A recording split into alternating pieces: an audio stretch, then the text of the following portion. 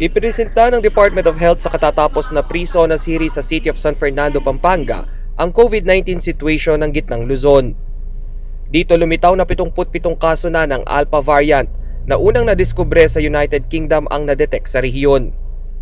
38 cases ang naitala sa Bulacan, tig 13 sa Bataan at Nueva Ecija, 6 sa Pampanga, 5 sa Tarlac at 2 sa Aurora. Ang mga individual na nagtataglay ng Alpha variant ay maaaring makahawa ng 4 pang katao. Ito ang sanhi ng COVID tsunami sa UK. Samantala, 56 Beta variants din ang naitala sa rehiyon. Ito'y unang na-detect sa South Africa.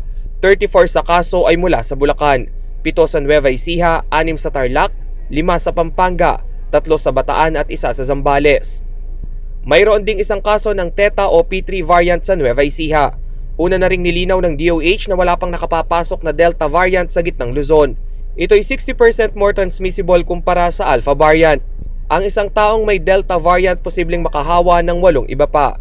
Kaya naman ang Department of Health Central Luzon nananawagan ng micro-COVID response approach. Ibig sabihin mas paigtingin ang surveillance sa kada baryo o barangay.